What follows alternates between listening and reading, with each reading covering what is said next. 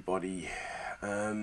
This video is a kind of follow-on from a video done by Xenostrad1, which I think is called Rethinking Call-Out Culture. And I think he makes a lot of good points in his video, and the basic thrust of his video is that this practice we have of calling people out when they do or say things that is questionable may need a rethink, may need to be refined in some way, so as it isn't abused by us, we aren't abusing our own methodology.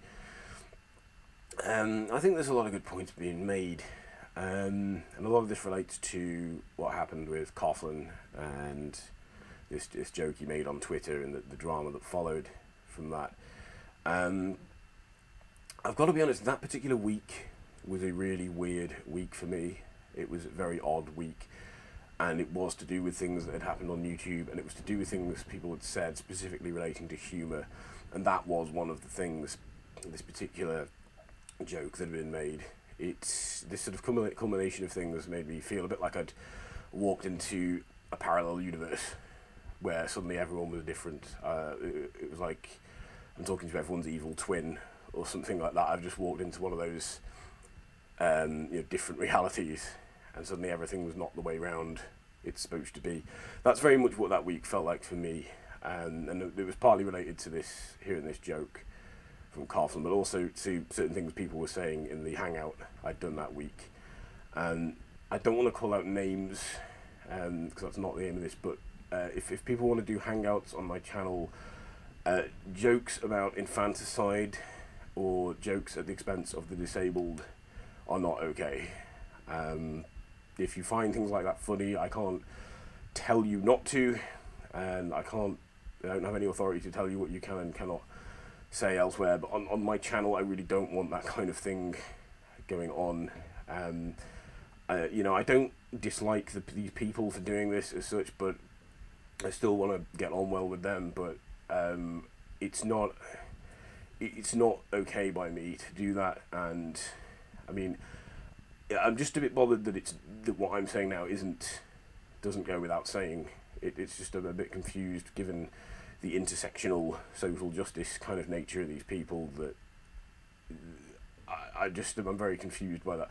And this is sort of, and then I hear about this joke that's been made by Coughlin, and it just becomes a very weird week for me. It's like I feel very disoriented and so on. And I didn't want to speak to too many people about it, but I spoke to a couple of people about it to try and put my mind at ease, but I've not called anyone out on this. Obviously Coughlin has already been called out on this, so it's difficult to avoid that now.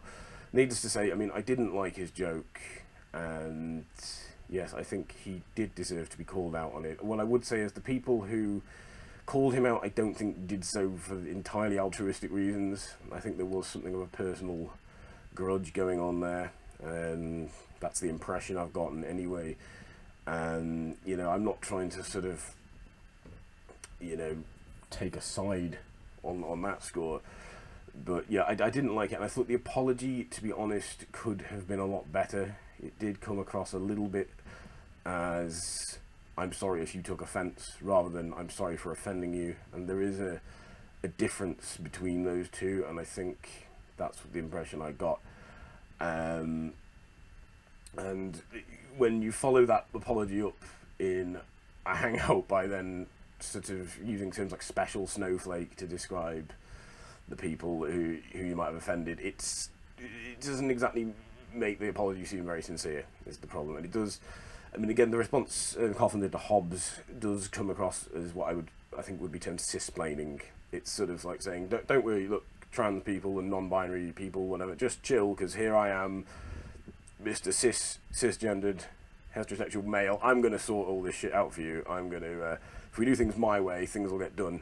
So everyone's just got to shut up and do things my way. That's sort of the impression that comes across. And I'm not trying to say that's what he intended, but I'm just saying that's what comes across, and that's ultimately what will matter. I don't particularly want to fall out with Coughlin about this, but I don't want to just be silent on something like this either. That's sort of my position. But you know, I don't want to just sort of knuckle under, because that isn't my style. I've called out people plenty. I called out Dark Matter obviously recently, and I used to speak out. I still do speak out against Thunderfoot, but I did that, you know, quite early on as well, and The Amazing Atheist and people like that. But this idea of calling people out, though, I think sometimes it can be done to, yeah, because of personal vendetta, which is why I'm not mentioning names when I'm talking about stuff that went on in this hangout, because I'm not trying to destroy these people or anything. That's really not what I'm trying to do. I want, you know, it's the things they've said that have bothered me. It's not them as overall people. So I do think that calling people out is important, and sometimes I think we do reach a point where we have to do it. Otherwise, we, on this kind of social justice, secular, humanist, feminist kind of side of YouTube, or whatever, you know, whichever of those boxes, people who tick most or all of those boxes, if we don't call out people when they're problematic, like people that might be on our side, obviously I hate that kind of terminology, then we don't become much better than people like Thunderfoot or The Amazing Atheist. We're just people making excuses for each other because we enjoy this group mentality, this feeling of solidarity we get from being part of a social group. We enjoy that so much that we just don't want to give it up, and we're willing to sacrifice our own moral standards for that. And I don't have, like, excuse me, I don't have, like, as much loyalty to people as I have loyalty to morals, ethics, ideas. And you know, that's not to say that I don't have loyalty to people at all, but you know, it's not limitless, especially when we're talking about politics. I can't just have this limitless loyalty to people. And if someone's behaved in a way they shouldn't, you know, calling them out is the right thing to do. But yeah, there could be a wrong way of going about that. Now, a few people have said, well, we should try and talk to these people privately first. Yeah, there's merit to that. There's merit to that idea, but I've got to be honest, some of the people I've called out in the past, I'm thinking specifically of Deb Magiel here, there's absolutely no way in hell I would ever want to have a private conversation with her. She is nasty and vile and cruel enough in public. I dread to think what she would be like to communicate with privately. I also find the things she says to be completely incoherent. I can't. She just goes on and on and on, goes all off topic. We'll pick up on very trivial parts of the discussion and go off on huge tangents about them. So as well as being cruel and vile and hostile, she's also not someone who talks to you. She's someone who talks at you. So the communication would not be meaningful. The other reason, though, is I hadn't picked up on something minor with her. I picked up on several things that were major.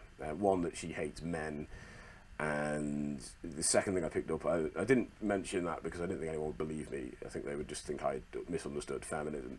But the thing that made me call her out eventually was she said, in no uncertain terms, there are no moderate Muslims, and she totally put her cards on the table quite publicly as an Islamophobe. And I don't really see the point of trying to reason with someone like that when they've just openly declared themselves to be completely unreasonable. I mean, you've got to bear in mind, even Pat Condell doesn't say that. You know, Pat Condell has never actually said there are no moderate Muslims. I think he acts like there are none, and he advocates for political policies that would only really work if there were none. But, you know, he's never actually said that. He's never come out and said this. He's even acknowledged the existence of moderate Muslims. But he's just, he will never, of course, all his politics and all his policies and his attitudes totally ignore moderate Muslims. They don't take the needs, wants or opinions of moderate Muslims into account at all. So I just didn't really see, there's nothing really to talk about with her. That, you know, we're past the point of reason. And as a student of journalism, I do consider stuff like that to be in the public interest. People have a business knowing this, you know, that it is in the interest of the public to be fully aware that this person is an Islamophobe. And of course, she also was revealed to be a racist, which I didn't know when I made my video against her. That was something that was revealed afterwards to me, that she'd left some racist comments on one of Jazzy's videos. So this is why I think when we call people out. I mean, there is merit to talking to people in private, but I would only talk to someone in private about it if I was a bit unsure of something they'd said. Let's say they'd said something which hinted at them being possibly racist or ableist or sexist or something, but I wasn't completely clear. I suppose, yeah, there would be merit to messaging them and getting them to clarify it. But again, I don't find like private conversations with people, a lot of these people, the idea to be appealing at all. I find it quite a scary thought, because when you talk to people in private, they can really turn nasty when they know other people aren't watching. When it's just you and them, and they're not going to face any judgment from the crowd, people can really, really show their true colours, and it can get very nasty. And yeah, that does bother me to an extent. I should say as well, I have never messaged The Amazing Atheist or Thunderfoot or Teal Deer or Sargon of Akkad or anyone like that before doing videos against them. I've just done them, and to be fair, I would have to start doing that, I think, if we were to put this idea of privately talking to people beforehand into place. You know, it's an odd one, really. I think, you know, to be completely fair, we would have to do that, and I really have no desire to talk to those people in private, because I find talking to them in public to be unpleasant enough. This is what I'm on about. But hey, I mean, these people, we're all friends here, though, right? But you see, that's the problem. People can turn very nasty. People you think are your friends can turn hostile and nasty, and it's a scary thought. I suppose that we should still do it, but I can understand why it's not easy for people to do that. I think that's something we've got to consider, surely. I mean, of course, this relates back to Xenostrad calling out Bewildered Ape, and I've got to be honest, this, from what I gather, Bewildered Ape, the whole channel exists to create drama for the purposes of the amusement of him and a very small number of other YouTubers. I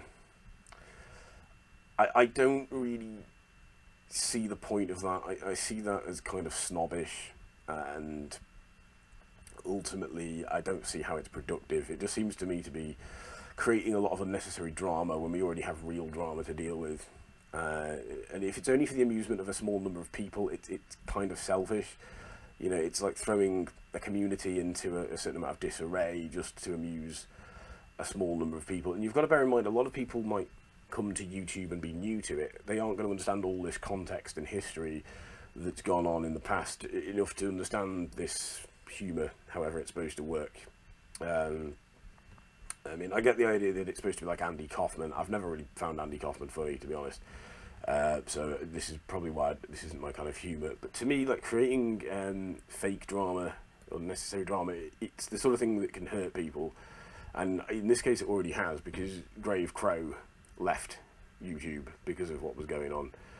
And I'm a bit bothered people just seem to see that as collateral damage or an acceptable loss. It's like, oh, well, we've hurt someone and they've left our community, but it's acceptable because we find it really funny what it was that made them leave. It just seems kind of, I don't know, amoral, maybe, lacking in empathy really for people. But I suppose, like I said, it's a bit selfish. It's like, just because we're having fun, we can, it doesn't matter if it's hurting other people. And the thing is as well, the things he said to Karen Strawn, I mean, when you see something like that, I mean, when I see MRAs saying things like that or anyone else, I don't start pondering what context they might mean. I don't sit there and go, I wonder what that MRA means there when he says she'd like to rape this woman, or I wonder what the context is. I wonder if he's being metaphorical, or I wonder if he's trying to use a social experiment, or I wonder what you know, I just react like, God, that's horrible, that's awful. And we call these people out. We tell them they're awful people. So I don't really blame Xenostrad for reacting like that when he saw what Bewildered Ape posted. I'd probably reacted similar. To suddenly say after the fact, oh, well, it was actually a joke, so you didn't get it because of this, and you explain this huge amount of context and this obscure genre of comedy, or obscure genre of satire that's being employed. And I just think this is really esoteric. and very odd. It's a very odd way to go about doing things. It's very strange to think that we would be that patient. We wouldn't knee-jerk react to something like that. You know, it's a really sort of dodgy thing to say. So, I'd probably have reacted similar to that. If I have to accept this, it's just a joke defense for things, you know, from any of the people I'm talking about here. Why would I not accept that from the Amazing Atheist or someone? When he says, he makes all these horrible comments about rape, or he threatens to rape people. He tells a rape victim, you know, he hopes she drowns in rape semen, or that a rapist deserves a medal. I mean, he says that's just a joke, or he was trying to make a point, and we don't accept that. So why would we accept it from people we know? Why would we accept this excuse from people we know? Or why would you think just because it's a joke, it's automatically immune from criticism? That's the really odd thing here that I just don't think people are taking into consideration. I do take people's point about there being right and wrong ways to call people out, but I need more. One of my favourite sayings is, "Don't come to me with problems, come to me with solutions." And I'd need, rather than people saying they don't like the way something's being done currently, I'd rather them suggest the way they would like things to be done, and explain thoroughly why they would prefer things to be done that way, and explain how that would improve things, and then demonstrate that by putting that into practice themselves. Again, this isn't really an attempt to fall out with anyone.